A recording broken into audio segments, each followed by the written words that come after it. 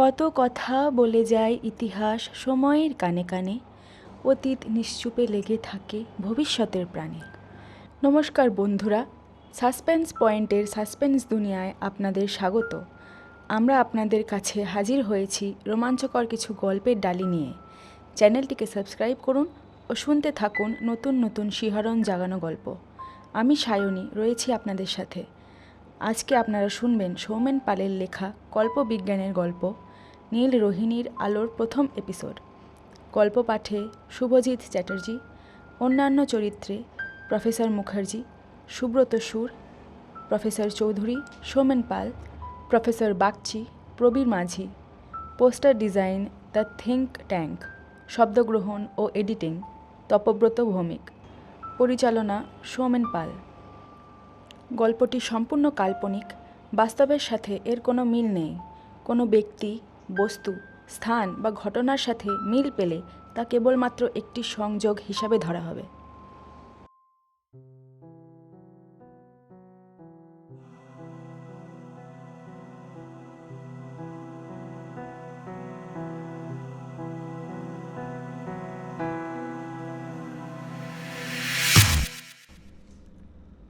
সময়ের সাথে ক্রমাগত ক্ষয়ে চলেছে কত প্রাচীন ইতিহাস, আর ক্ষয়ীভূত ইতিহাসের খাঁজে খাঁজে তৈরি হওয়া শূন্যস্থান জুড়ে জমাট বেঁধে আছে কত কল্পনা।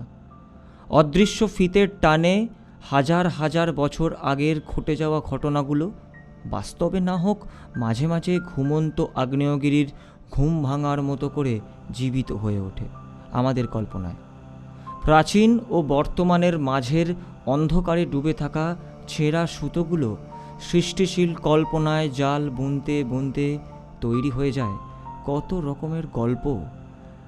এমনই এক গল্প নীল রোহিণীর আলো। ধরুন এমনটা যদি হয়, বিজ্ঞানীরা এমন একটা পন্থা আবিষ্কার করে ফেলেন যেখানে শক্তির উৎস হয়ে উঠবে কোনো নক্ষত্রের আলো। আর যদি এমন হয় সেই পন্থার আবিষ্কারক কোনো বর্তমানের বিজ্ঞানী না, বরং হাজার হাজার বছর পুরাতন হারিয়ে যাওয়া ইতিহাসের ধুলো জমা জীর্ণ কোণা থেকে উঠে আসা কোনো নাম না জানা বিজ্ঞানী। চলুন এবার সরাসরি চলে যাই নীল রোহিণীর আলোর খোঁজে, ডুবে যাই ইতিহাস ও বিজ্ঞানের দোদুল্যমান সূক্ষ্ম নীল শিহরণে।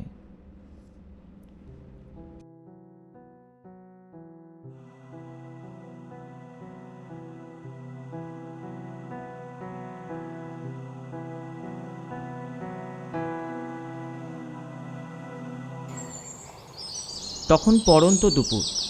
জঙ্গলের ব্যস্ততা আস্তে আস্তে থিতিয়ে আসছে।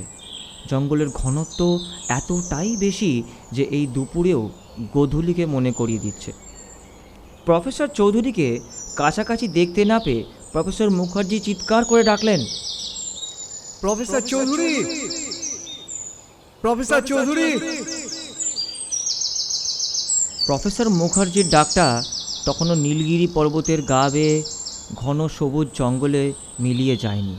হঠাৎ আনুমানিক হাত 30 দূর থেকে প্রফেসর চৌধুরীর ডাক, প্রফেসর মুখার্জি, একবার তাড়াতাড়ি এদিকটায় আসুন। কি হলো, কি হলো মিস্টার চৌধুরী, কিছু পেলেন? বলতে বলতেই প্রফেসর মুখার্জি দৌড়লেন সেই দিকে। তার পিছনে প্রফেসর বাগচি। ঘটনার সূত্রপাত গত বছরের শেষের দিকে। পাটনা শহরের এক বিশেষ স্থানে প্রফেসর এইন চৌধুরীর নেতৃত্বে খনন কার্য চালানো হচ্ছিল। সেখান থেকে এক অদ্ভুত দর্শন, লোহার বাক্স উদ্ধার হয়। সেই বাক্স ভেঙে দেখা যায় তাতে সযত্নে সংরক্ষিত রয়েছে এক পুঁথি। তালপাতার সেই পুঁথি এমন এক বিশেষ ধরনের কালি ব্যবহার করে পালি ভাষায় লেখা হয়েছিল যে তা এখনও বেশ উজ্জ্বল। পুঁথির প্রথমেই বড় বড় হরফে লেখা আছে নীল রোহিণীর আলো, আর তার নিচে ঈষৎ ছোট হরফে লেখা ব্রহ্মসেন।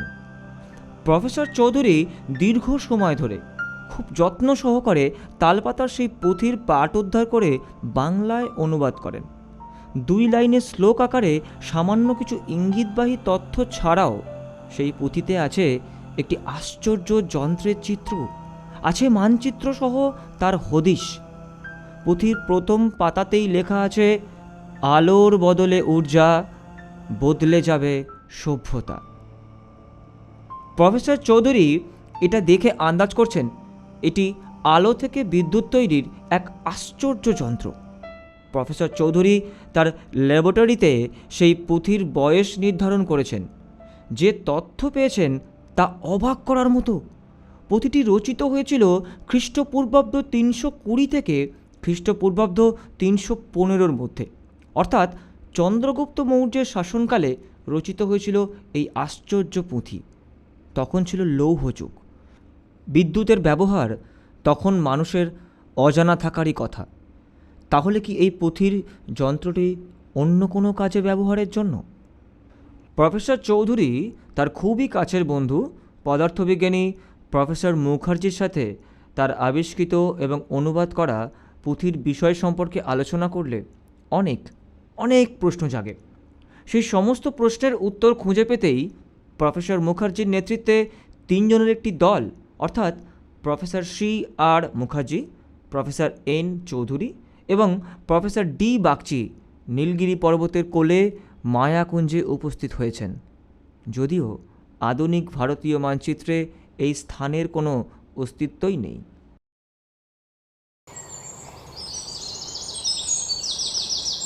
প্রফেসর চৌধুরী প্রায় 3 ফুট উচ্চতার 3টি পাথর দিয়ে তৈরি সবুজে গ্রাস করা একটি ছোট্ট ঘরের মতো জায়গায় কিছু একটা করার চেষ্টা করছেন। প্রফেসর মুখার্জি ও প্রফেসর বাগচি আসতেই উত্তেজিতভাবে উঠে দাঁড়ালেন। কি কি হয়েছে মিস্টার চৌধুরী?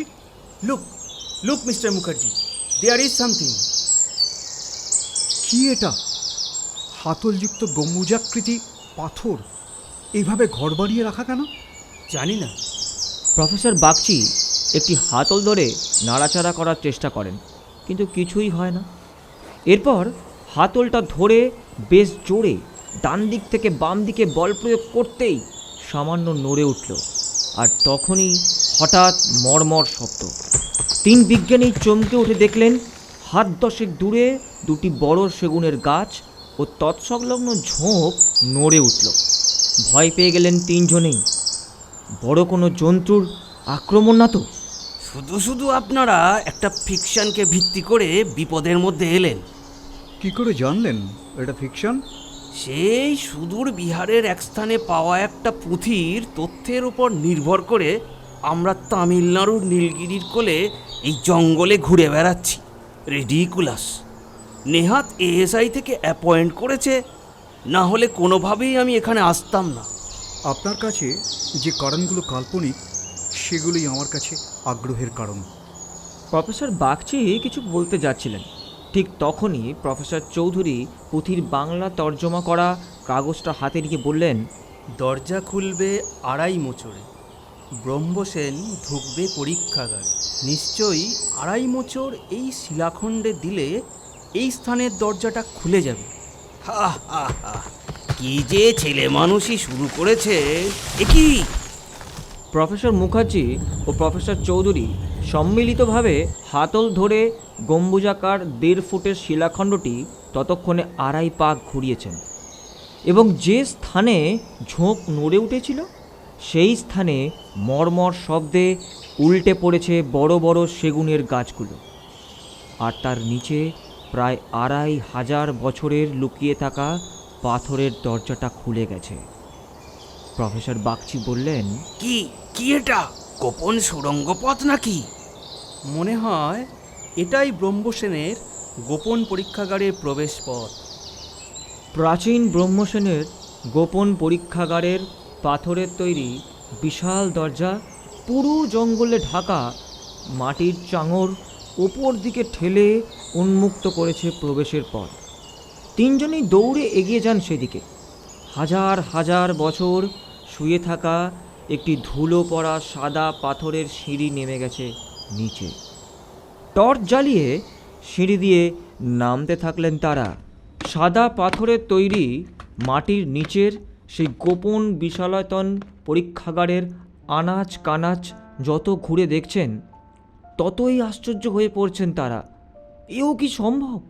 আজ থেকে 2500 বছর আগে মাটির প্রায় 10 ফুট গভীরে এমন গোপন গবেষণাগার। লোক লোক মিস্টার মুখার্জি, এই মোটা মোটা নলগুলি কেমন ওপর থেকে নিচের দিকে নেমে এসেছে। দেখে মনে হচ্ছে যেহেতু গবেষণাগারটি মাটির নিচে, তাই এগুলি অক্সিজেন সাপ্লাইয়ের জন্য করা হয়েছে। মোটা মোটা পাইপগুলি ছাড়াও তো অনেক সরু সরু নলও ছড়িয়ে রয়েছে জালের মতো। ঠিক বুঝতে পারছি না মিস্টার চৌধুরী, এগুলি কিসের হতে পারে। আসুন আরও এগিয়ে দেখি আর কি কি আশ্চর্য জিনিস আমাদের জন্য অপেক্ষা করে আছে। একটু এগোতেই চোখে পড়ল সুন্দর জল নিকাশি। আছে আধুনিক বাল্বের মতো দেখতে প্রচুর জিনিস, আর আছে 5 ফুট দূরে দূরে পাথর কেটে বানানো বড় বড় পাখা, যা বর্তমান পাখার মতোই। বেশ কিছুক্ষণ তারা গবেষণাগারের আনাচ কানাচ ঘোরাঘুরি করে 3টি কক্ষ খুঁজে পান। এই 3টি কক্ষের 2টিতে পাথরের দরজা ঠেলেই ভেতরে প্রবেশ করা গেলেও একটি দরজা খোলা যায়নি অনেক চেষ্টার পরেও। ক্লান্তি তাদের গ্রাস করছে ক্রমশ। সাথে আনা শুকনো খাবার নিয়ে একটু জিরিয়ে নিতে বসে তারা। মিস্টার চৌধুরী, মনে হচ্ছে ওই খুলতে না পারা দরজার ওপারেই আছে অপার বিস্ময়। ঠিকই বলেছেন মিস্টার মুখার্জি, আমারও তাই মনে হচ্ছে। ওটাই হয়তো ল্যাবরেটরির আসল স্থান। ওইখানেই হয়তো আছে সেই যন্ত্রসজ্জা। আমাদের ওই স্থান খোলবার ব্যবস্থা করতে হবে তাড়াতাড়ি। 3 গবেষক ক্ষণিকের বিশ্রাম সেরে বন্ধ দরজার সামনে যখন এসে দাঁড়ালেন, তখন ঘড়িতে সন্ধে 6:15। টর্চ ও হেলমেট লাইটে তারা খুঁজে পেয়েছেন দরজার নিচের দিকে এক কোণায় পাথরের টুকরোর ওপর খোদাই করা আঁকিবুকি। মিস্টার চৌধুরী বললেন, আমার মনে হচ্ছে এটি একটি পাজল লক। কথাটা আপনি খারাপ বলেননি মিস্টার চৌধুরী। Let's try. নড়াচড়া করতে পারা পাথরগুলোকে পাজেল মেলানোর মতো করে দীর্ঘ সময় ধরে সম্মিলিত প্রচেষ্টায় মেলাতেই তৈরি হলো এক নারী মূর্তি। আর তখনই ঘর ঘর শব্দে খুলে গেল বন্ধ দরজা। ভ্যাপসা গন্ধ সহ উষ্ণ বাতাস পেরিয়ে এলো ভেতর থেকে। ভেতরে প্রবেশ করে টর্চের আলো ফেলতেই 3 জনে আশ্চর্য হয়ে গেলেন। হাজার হাজার বছরের ধুলোমাখা রাশি রাশি পাথরের ও মূর্ছাহীন লোহার তৈরি গবেষণার যন্ত্রপাতি। হাজার হাজার বছরের ইতিহাসের ধুলো বুকে নিয়ে শুয়ে আছে। 3 গবেষক অবাক চোখে দেখছেন কোনো ইতিহাস অখ্যাত ব্রহ্মসেন নামক গবেষকের বিজ্ঞান সাধনার উপাদানগুলো। সময় যেন তাদের পালকের মতো উড়িয়ে নিয়ে গিয়ে ফেলেছে 2300 বছরের আগের এক সন্ধ্যায়। হঠাৎ প্রফেসর বাগচি কিছু একটা দেখে বলে উঠলেন, mister Mukherjee, look, there is a big box. Professor Mukherjee এগিয়ে গেলেন সেদিকে। পিছনে প্রফেসর চৌধুরী। প্রফেসর চৌধুরী বললেন, oh no, this is the machine which was drawn in the book. তিনি ততক্ষণে 6 ফুট বাই 2 ফুট লম্বাটে বাক্স আকৃতির পাথুরে মেশিনের অপর পারে পৌঁছে গেছেন। সারি সারি 12টা মাটির পাত্র বসানো সেখানে। তার সামনে পড়ে আছে অজস্র তামার তার, যা ওই মেশিন থেকে বেরিয়েছে। আর মাটির পাত্র থেকে অজস্র পাথুরে নল ছড়িয়ে পড়েছে চারিদিকে। মিস্টার মুখার্জির মনে পড়ে এরকম সরু সরু নল এই পরীক্ষাগারের দেওয়ালে অনেক জায়গায় তিনি লক্ষ্য করেছেন। প্রফেসর মুখার্জি অস্ফুটে বলে উঠলেন, is it battery? I think so. Professor Chowdhury ততক্ষণে মাটির পাত্রের কাছে গিয়ে মেশিনের পেছনের 6 বাই 6-এর বিশাল একটি পাথরের জানলার সামনে দাঁড়িয়েছেন। এত বড় গবেষণাগারে এই একটিই জানলা এতক্ষণে চোখে পড়েছে। বেশ বোঝা যাচ্ছে গবেষণাগারটি এমনভাবে তৈরি যে সমগ্র অংশ মাটির প্রায় 10 ফুট গভীরে থাকা সত্ত্বেও নীলগিরির দিকটার উচ্চতা ক্রমশ বাড়িয়ে বেশ কিছুটা অংশ মাটির ওপরে বার করে রাখা হয়েছে। কিন্তু কেন? একমাত্র মেশিনের কাছেই বা একটি জানলা কেন? প্রফেসর চৌধুরী পাথরে খিলান সরিয়ে খুলে দিলেন জানলাটা। দূরে দেখা যাচ্ছে নীলগিরির চূড়া, আর তার ওপরে উন্মুক্ত নক্ষত্র খচিত আকাশ। একদমক শীতল বাতাস প্রবেশ করে ঘরটিকে শীতল করে দিল। প্রফেসর বাগচি অন্যদিকে দেওয়ালের ধারে বিশাল আকারের পাথরের টেবিলে সাজানো পাথরের বিভিন্ন যন্ত্রপাতির মাঝে টর্চের আলোয় দেখলেন বিশাল আকারের একটি ম্যাগনিফাইং গ্লাস ও একটি 1.5 ফুট বাই 1.5 ফুট লম্বা কালো কোনো বিশেষ মিশ্র ধাতুর পাত। তিনি বললেন, মিস্টার মুখার্জি, এটা দেখুন। মিস্টার মুখার্জি এগিয়ে এসে জিনিসটি হাতে তুলে দেখলেন এবং বললেন, আমরা আলো থেকে বিদ্যুৎ তৈরির 2500 বছরের পুরনো আশ্চর্য পরীক্ষা করার সব উপকরণই পেয়ে গেছি বলে মনে হচ্ছে। প্রফেসর বাগচি বললেন, পরীক্ষা করতে গিয়ে যদি কোনো বিপদ আসে সেদিকটাও তো ভাবতে হবে। প্রফেসর চৌধুরী ম্যাগনিফাইং গ্লাসটা হাতে তুলে নিয়ে বললেন, সমস্তটা জানতে আমাদের তো পরীক্ষাটা করতেই হবে। প্রফেসর মুখার্জি কিছুক্ষণ চুপ থেকে কিছু একটা ভেবে বললেন, পরীক্ষার অনেক জিনিসই আমাদের অচেনা, জানার সুযোগও আর নেই, কিন্তু আমরা একেবারে তৈরি যন্ত্রটা তো হাতে পেয়েছি। পরে সেটাকে আধুনিক বিজ্ঞানের সাহায্যে উন্নত করতে নিশ্চয়ই পারব। আমরা যদি এই পরীক্ষায় সফল হতে পারি, সারা পৃথিবী আমাদের হাত তুলে নতুন দিশা পাবে। বিদ্যুৎ ঘাটতি শব্দটাই মানুষ ভুলে যাবে। আরও দ্রুত উন্নতির পথে এগিয়ে যাবে আমাদের পৃথিবী। প্রফেসর চৌধুরীর চোখ উজ্জ্বল হয়ে উঠল। তার আবিষ্কৃত একটা প্রাচীন পুঁথি বিজ্ঞান চর্চার এত বড় একটা উপাদান হতে চলেছে। বলা চলে প্রাচীন ও বর্তমানের মধ্যে একটি মিসিং লিঙ্ক তিনি আবিষ্কার করে ফেলেছেন। তিনি হাসি মুখে বললেন, তাহলে আসুন আমরা শুরু করি। ঘড়িতে সময় ঠিক সন্ধে 7:30। পুঁথির চিত্র অনুসারে পরীক্ষার যন্ত্রসজ্জা সম্পূর্ণ। পুঁথির ছবি এবং ইঙ্গিতবাহী শ্লোক থেকে প্রফেসর মুখার্জি নিজ জ্ঞানের বিশ্লেষণে বড় জানলার পাশে রাখা পাথরের স্ট্যান্ডে বিশাল বড় ম্যাগনিফাইং গ্লাসটা রেখে মিশ্র ধাতুর পাতটি মেশিনের মাঝ বরাবর নির্দিষ্ট স্থানে প্রবেশ করিয়েছেন। মেশিন থেকে বেরিয়ে আসা তামার তারগুলি মাটির পাত্রের মিশ্রণে ডোবানো হয়েছে। প্রফেসর মুখার্জি প্রাথমিক পরীক্ষা করে দেখেছেন ওই মাটির পাত্রের মিশ্রণে আছে কোনো বিশেষ উদ্ভিদ মিশ্রিত রস, যা সালফিউরিক অ্যাসিডের অনুরূপ। আছে পারদ, কার্বন চূর্ণ আর সিলিকা সমৃদ্ধ বালি। হয়তো মাটির গভীরতার কারণেই সেগুলি অবিকৃত আছে এখনো। তিনজনে অপেক্ষা করছেন কিছু ঘটার। প্রফেসর বাগচি বললেন, না, কিছুই তো ঘটছে না। প্রফেসর মুখার্জি শান্ত থাকলেও প্রফেসর চৌধুরী আশাহত হচ্ছেন।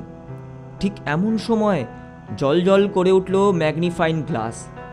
নীলগিরির ওপরে আকাশে সব থেকে উজ্জ্বল হয়ে জ্বলছে নীল একটা নক্ষত্র। তার আলো ম্যাগনিফাইং গ্লাসে পড়ে মেশিনের সামনে পাথরের ক্ল্যাম্প দিয়ে আটকানো বড় প্রিজমটায় প্রতিফলিত হয়ে কালো মিশ্র ধাতুর পাতটিতে শোষিত হয়ে মেশিনে প্রবেশ করছে। প্রফেসর মুখার্জি বললেন, রোহিণী নক্ষত্রের আলো। মিনিট 5 এভাবে চলার পরেই গমগম করে উঠল দুর্বোধ্য কোনো ভাষার কণ্ঠস্বর। প্রফেসর মুখার্জি নিজের আবিষ্কৃত ট্রান্সলেটর যন্ত্র কানে দিতেই শুনলেন, স্বাগতম ব্রহ্মসেন মহাশয়, কম্পাঙ্ক সৃষ্টির যন্ত্র চালু করুন। প্রফেসর মুখার্জি টর্চ দিয়ে খুঁজতে খুঁজতে দেখলেন মেশিনের বাম পাশে পাথর ফুটো করে তৈরি স্পিকারের মতো যন্ত্র, আর তার পাশে একটি লাল বোতাম। সেই বোতাম টিপতেই পাথরের স্পিকার থেকে শুরু হলো এক টানা মন্ত্রপাঠ, যা নির্দিষ্ট কম্পাঙ্ক তৈরি করছে। মিনিট খানেকের মধ্যেই মেশিন থেকে বেরোনো তামার তারগুলো লাল হয়ে উঠল, আর সাথে সাথেই সারা গবেষণাগারটি ভরে গেল দুধ সাদা আলোয়। পাথরের পাখাগুলো ঘুরতে আরম্ভ করলো। প্রফেসর বাগচি বললেন, আশ্চর্য, আলো থেকে বিদ্যুৎ! আমার ধারণা শুধু তাই নয়, বর্তমান ইনভার্টারের মতো ওই মাটির পাত্রের মিশ্রণ বিদ্যুৎ ধরে রেখে দিনের বেলাতেও আলো দিতে সক্ষম। প্রফেসর চৌধুরী এগিয়ে এসে দুজনের সাথেই করমর্দন করতে করতে বললেন, প্রাচীন বিজ্ঞান কি বর্তমানের তুলনায় উন্নত ছিল? তবে কি করে মানবজাতি এতটা পিছিয়ে গেল? ঠিক এমন সময় ঘটল এক অদ্ভুত ঘটনা। প্রচণ্ড উত্তাপে ঘর ভরে যেতে থাকল।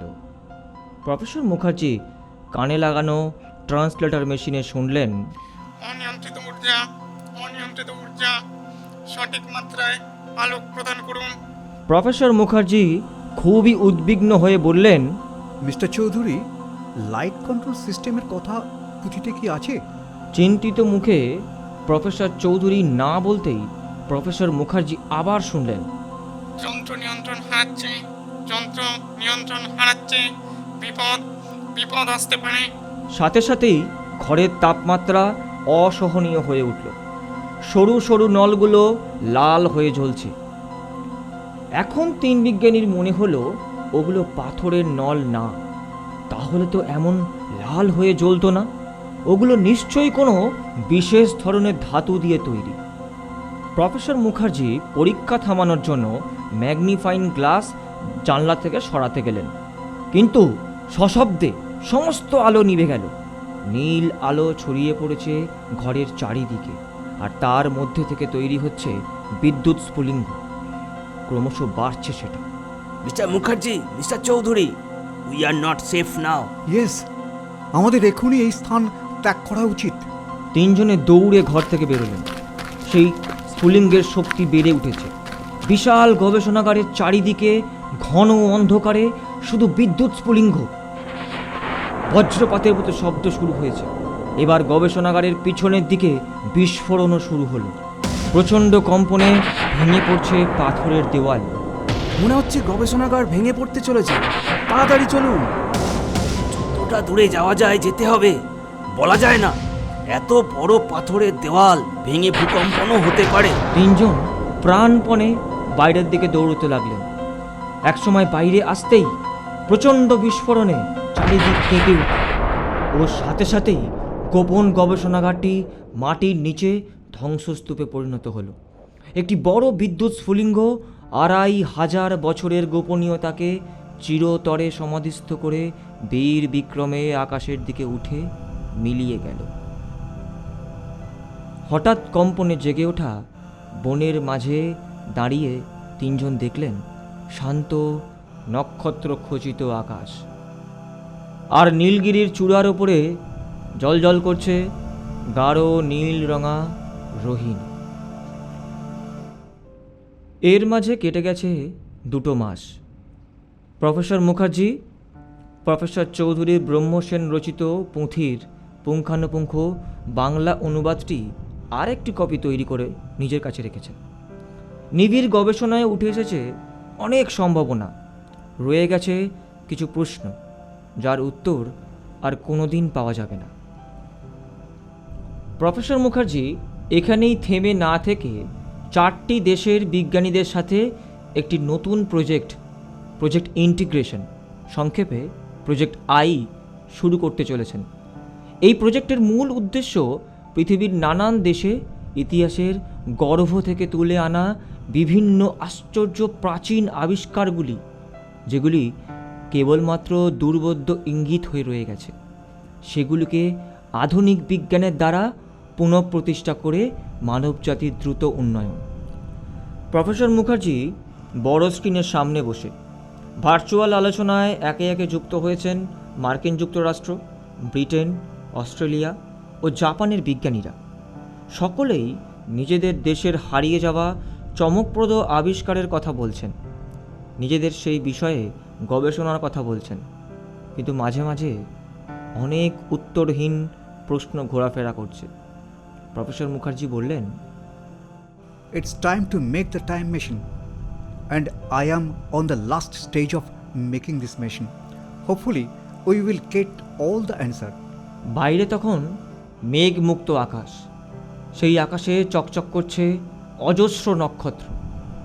তাদের মাঝেই কোনো একটা হয়তোবা রোহিণী, যার নীল আলো থেকে 2300 বছর আগে কোনো এক প্রাচীন বিজ্ঞানীর গবেষণায় তৈরি হয়েছিল বিদ্যুৎ।